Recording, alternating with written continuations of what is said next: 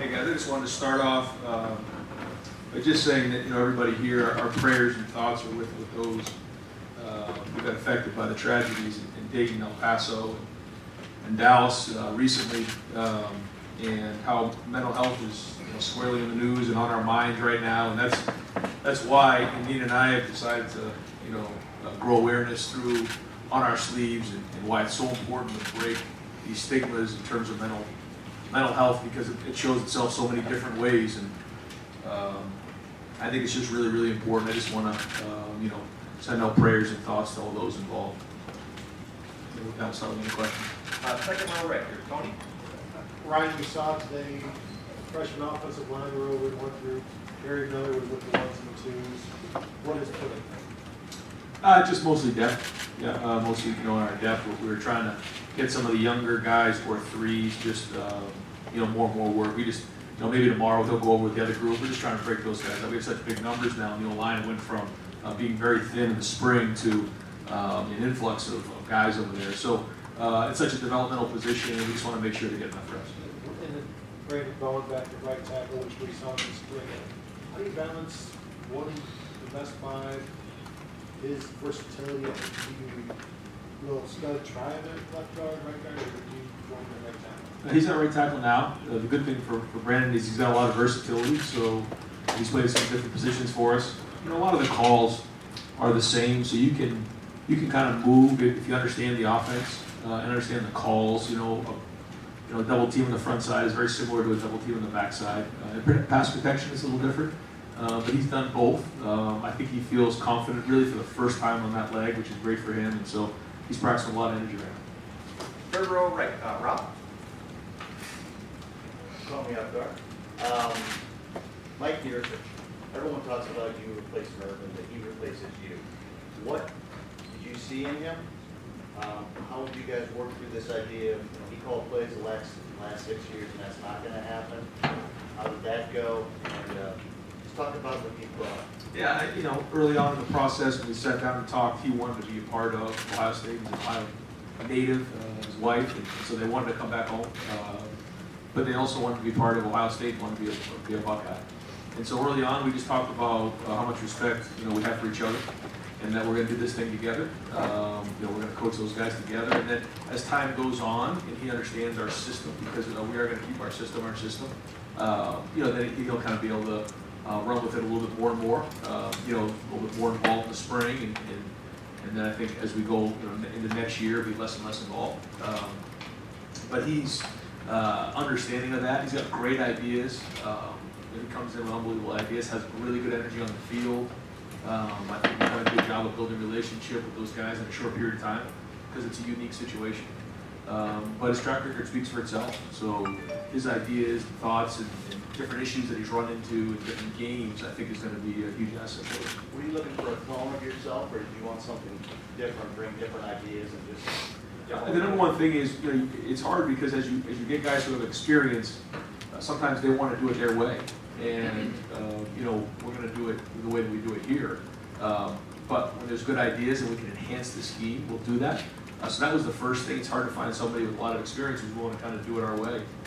So that was the first thing, and then somebody that's innovative and who wants to learn, but also has so much to bring to the table, and that's hard to find out there. Typically, it's either an older guy who wants to do it their way, or it's somebody who's younger who doesn't quite have the experience and enough to bring to the table. So I thought he was a perfect fit that way, and he's been so far.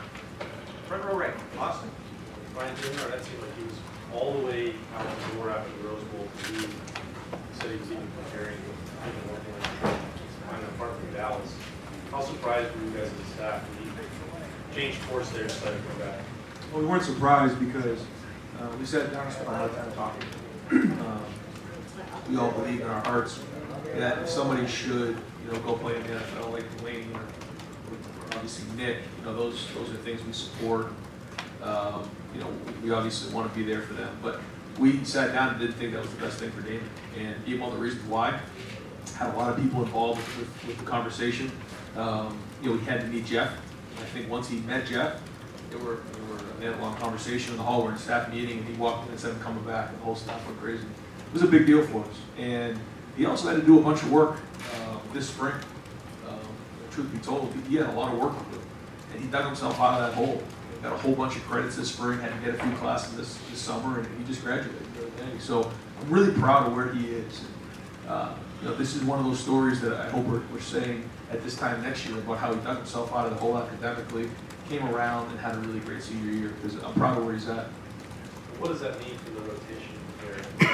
You've got Buda and Arnett, and maybe looking for a third guy, so if someone different guy with the second starter. What does that mean to have him back? Well, yeah, it's huge, because you got Damon, you have Sean, you have Jeff, you have some of those young guys that are pushing, Damon, Seven, and those guys. So really talented, and now you can actually put them on all the field together if you want, which it's pretty good out there. So that was a big deal for us, and so now that it's just, you know, veteran guys have to play veteran now. You know, he's got to go play now at that level, and I think he will. Front row middle, Dave. Ryan, you have a good group of veteran receivers coming back, I'm sure you'll be counting on. But what's some inexperienced wide receivers you feel like have to step up for you this year? Yeah, the younger guys are, you know, Elijah Gardner, Jalen Harris. They've been in the program here for a couple of years, so now it's time for them to step up and really help on special teams, fill that gap there, but then also help in the field at every receiver. And so Jalen plays X and Elijah plays Z, and it's about time. You know, and they've shown some improvement. They've done some good things and flashed a couple, first practices. But then there's also the young guys, you know, Jalen, Joe, and then Garrett Jameson. Jameson's a little bit behind because he just got here. Didn't have the opportunity to go through the whole spring, but he's flashed, and you know, we think Garrett's going to help us this year. Look at your roster, you have so many fifth-year seniors, not just on the roster, but guys that are going to make an impact. Like I counted 11 guys that are fifth-year seniors that could make an impact. It seems like that's pretty rare, but I imagine that's a good thing to have so many experienced veteran guys, so many older guys to lean on. Yeah, it's funny. There's kind of like two different models. There's the guy who comes in and kind of plays in his first 3 years and leaves, the Nick and the Dwayne. And then there's also the guys who get developed and can hang in here for 5 years. And so both have you know, really positives to the program. But it's great to have older guys. You know, we play against some teams in our league who make a living off of fifth-year seniors. They're 22-year-old men. And sometimes we're playing with freshmen because you know, they are so talented. We want to get them on the field right away. They're 18 and over. And so, you know, I think it's good to have a good influx of older guys who are 21, 22 years old, that are men, who will bring leadership and chemistry. Second row left, Bill Landis. Ryan, you guys talked a lot about Harry in the spring. I wasn't here yet. Like, how realistic is it that he might be an injury for you guys as a freshman? And how do you feel about the depth at center? It seemed like he was there and Matthew had moved over to guard. In your mind, should he be your number 2 center this year behind Josh? I don't know if he should be. I think that he has the ability to. I think he's going to have to continue to grow as the season goes on. I do see him getting on the field. How much will be dependent upon our depth, injuries, how the season goes, a lot of different things, and how he develops in the next couple of weeks. But he has the ability. He's very intelligent. He can process. He can bend. He can do those things. So, you know, we have a couple guys in there, you know, that are candidates to be the backup center. But right now, he's doing a good job. He's learning quickly. And I think once we get through this week, I'll have a better idea. But so far, he's fitting good. He understands it. But for a center, there's a lot as a freshman. There's a lot of calls. There's just a lot going on. You have to snap the ball, and a lot of added responsibility there. You know, even Josh as a freshman, you know, he was a little overwhelmed, and now he's really, you know, found his stride. And we're really proud of the way Josh Myers is practicing right now. You know, but that took a little time. And even Billy, Mike, you know, they started at guard and then moved to center. So there's a lot going on in center. But he's a guy. He's got a high capacity, and I think he'll be fine. And this is kind of a similar question, I guess, but a different guy. I think most people understand that offensive line takes a little longer, maybe some other positions to develop, but I think Petit was one of the best top high school players in the country. Does that factor into how you project him? Should he be ready to start now because he was a top 10 national prospect, even though it does take time for linemen to move? Yeah, sometimes when the recruits get in here as freshmen, you know, we have them come up in front of the team and introduce themselves, and then some of the guys will say, "How many stars do you have?" And the minute it comes out of their mouth, they all yell, "We don't care." You know, I'm not writing those words, but you can just imagine what they said. Nobody cares. Stars don't mean a thing. It's like being a first, second round draft pick. You know, nobody you have to produce. This is a game of production. So, but that being said, Nick has put on 20 pounds. He's improved immensely. He's been developed. He's doing a really good job.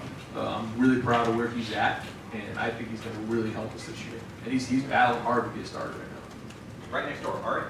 Hey Ryan, just to piggyback a little bit off of Dave, does Garrett Wilson, I think that people feel like he is going to, or expect, I know stars don't matter, right, but that he's supposed to have that certain talent to be able to play immediately, and that he might even be good enough to flash and jump over some guys who've been in the program. Do you feel that from him? Do you see that? Is it too early? I mean, is he somebody that's... Well, the good thing for us is we had him in the spring, so we saw him flash. He does have a lot of ability. Because he has so much talent, he has to learn how to develop discipline and skill. That's critical for him. We sat down and had those conversations. He's working on it, but he has a lot of talent. And so we lost a couple guys there, and so we're going to have to play depth this year like we always have. So he's fighting right now, for a backup spot and an opportunity to play. Because if you're a backup receiver at Ohio State, you're playing a lot of football the way that we rotate those guys. And so he's right there right now. And how he practices over the next couple of weeks is going to determine how much he plays, but he's flashed for sure. And Ryan, with Mario McCall, I know that he's going to be using the kicking game some, and he's running back, and maybe age. But when you look at just like contributing on offense, there's some guys in front of him that aren't going to come off the field much, just based on who they are. What is a realistic way that you could envision using him if he's healthy, if he flashes? I mean, is he somebody that could get a 15-snap type situation a game? I mean, how? Yeah, what's the best way to without use giving away too many things, I mean, the first thing he's got to do is he's got to become the backup running back. That's the first thing he has to do, and that's what he's working on right now. But he's worked at receiver for different camps, whether it was spring camp, full practice, or preseason. So he has a wide variety of skills, and so there's a lot of things that we can do with him. We saw that towards the end of last year. So we're really just focusing on him being the backup running back because J.K. can't handle all that by himself. He's going to need help, and so if we can find a legitimate backup running back, which we really don't have right now. We don't have that. We have a lot of guys battling for it, but we do not have a legitimate backup running back right now. And if he can win that job, then that'll be his role, and then we can expand that as we go. If he doesn't, then we have to figure out a package for him. But that's kind of the backup role right now that is critical for us on offense. So it sounds like he's like somebody that you might have to have on the field in some capacity or the other. I don't know if we have to have him on the field, but he's a weapon. But he didn't practice in the spring, and he's done some good things. And again, do I think he has a chance to be a good player? Yes. I just think that he's got to prove it. Front row left, Mitch. Ryan, defense had their struggles last year. Basically, the same guys are back in camp this year. Are you seeing anything out of them the first few days? Any kind of attitude, chip on the shoulder? Well, I saw, I think 4 interceptions today. That was really good to see. Josh Proctor had 2, and Jordan had another one. I think it was another one somewhere in there too. They're flying the ball. They're making plays on the ball. They're playing with vision, and they're producing right now. And so there's a lot of energy that way. I think there's a good attitude, leadership up front, and then the linebackers, really working on, being tough, creating an edge. We got to be tough. We got to tackle. And so I see that. I think it's a hungry group, but again, you really don't know until you start playing games. But there's a lot of positive momentum right now. Right next door, Doug. Ryan, with basically 4 new starters on the offensive line. You see Jonah looks like a guy that could be a 1-year plug-and-play guy for you. But if you've talked about Nick, and we talked before, but also Josh and Wyatt, they're young, but when you think about offensive line recruiting, when you think about development, if you end up with 3 new starters on the offensive line who are all top 50 national recruits, and again, you throw the stars out the window, but is there something here of how you would like to recruit offensive line, how you would like to develop offensive line, that if those are the young guys coming up fighting to start, does that look like how you want it to look? Yeah, for sure. We want to recruit big guys who are athletic. And I think when you look at offensive linemen nowadays, you see very athletic guys. Even a big guy, well, a great example of the 3 guys that we just brought in this year. Harry Miller, very athletic. You look at him, he's over 300 pounds, but he's very, very athletic and lean. Enoch Viamahe came in at 257 pounds. He's now 293, if you can believe believe that. In 2 months, he's put on that much weight. Very, very athletic.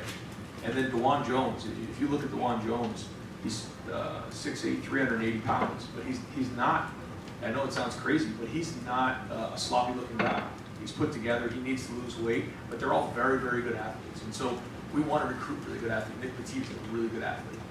And when you recruit really good athletes, you can put weight on them, and then you can develop them the way we're developing right now. That's the idea.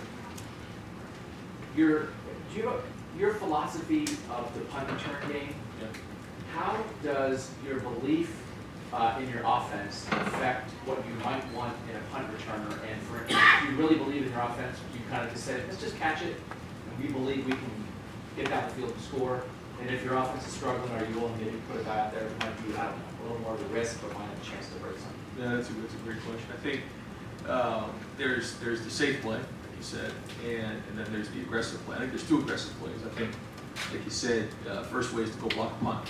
And there's a little risk when you go get a punt, because if you get a 15-yard penalty, now you're put in the field and you're giving the offense the ball back again. Well, that's a risk.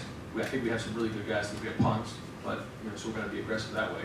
I think in the return game, I think you try to find your most dynamic guy, but at the end of the day, ball security is critical. So can we find a guy who's really dynamic with the ball in his hands who also can secure the ball? Because we're not going to put a guy back there that has the risk of putting the ball on the ground. We just can't do that.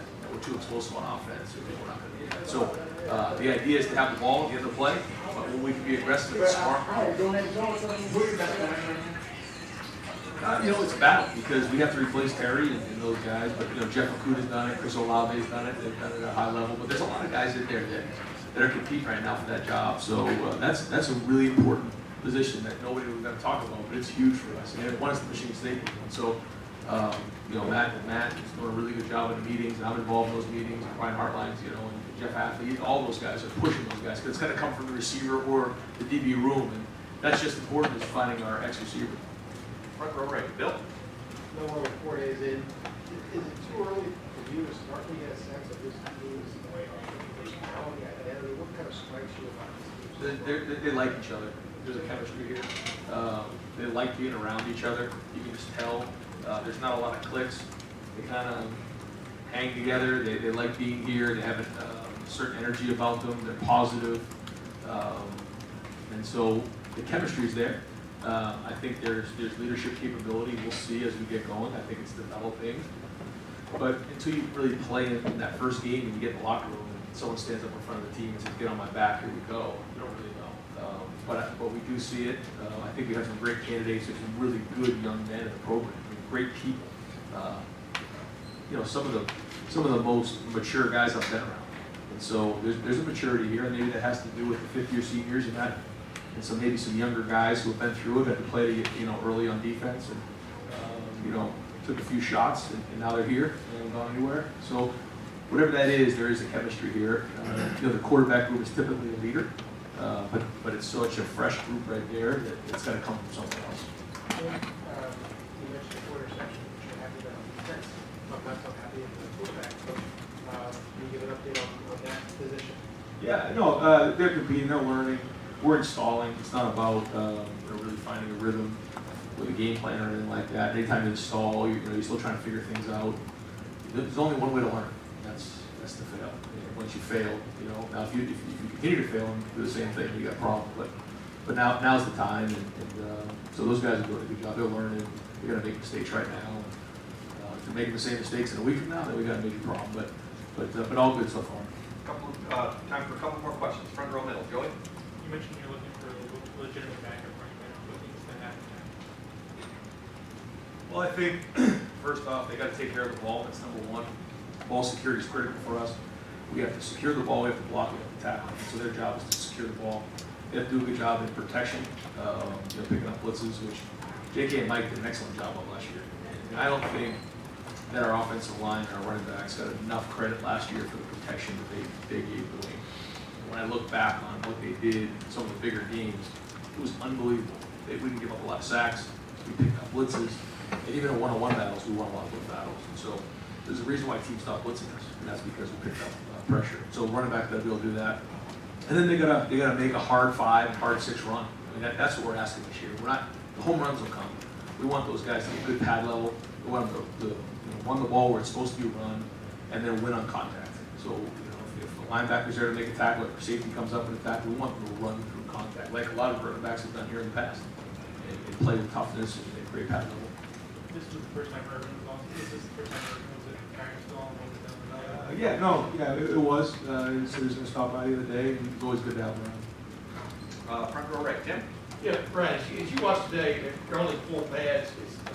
I was in the first 4 pad practice. Helmets and shoulder pads. How much shoulder pads? No, went full pad. Yeah. Was there anybody on both sides of the ball, obviously Josh Brock with 2 interceptions, but who really flashed, a couple of guys who caught your eye, that maybe people don't know about yet? You're sitting here going, waiting to get rid of us and go talk about it. Yeah, I mean, it's easy to see, the guy make a play. It's easy to see Proctor make 2 interceptions. Everyone can see that. And when you're in practice, there's so much going on, and I'm screaming and yelling about this and moving around from drill to drill. It's easier to see on the film. We're gonna have the film here in about 5 minutes, and then once you get on the film, you can really see it from a better view. But I think it's because I don't want to sell anybody short. So I think there's a lot of guys working out there, and some guys are stepping up. And do y'all have new rules, have you evolved in how you will hit when full contact goes? Yeah. What is different from this year even compared to last year as you approach it? Yeah, so we just have to be very careful about our tackle. Now we're going to do a tackle drill every time we have full pads on. Now are we allowed to take guys to the ground every day? No, but we're going to try to. When we have full pads on. But in our team drills, we still really don't take many people to the ground. We have to be really smart about that. You only get so many shots. So finding the right balance of how many times we tackle, how many times we not tackle, and being a good tackling team, that's the balance. And when I talk to some of my other guys that I know who are head coaches and colleagues, that's the $1 million question. And we'll do the best we can with it, and try to teach it every day. There will be some certain times where we'll do some drills that will be live, make sure the right guys are in there, to see if they can tackle, see if they can break tackles, but also being smart. And final questions, back row right, Blaine? Nobody's surging then at quarterback in your mind? Again, it's still too early. Yeah, it's still too early, but Justin had a really good practice 2 days ago. Flashed a little bit. I think it was day 2, or maybe it was day 3, but overall, it's still really early. Do you think Urban was a frustrated coach today or an eager reporter? I don't know. I know his golf game's going good, and he seems happy. Coach, thank you very much.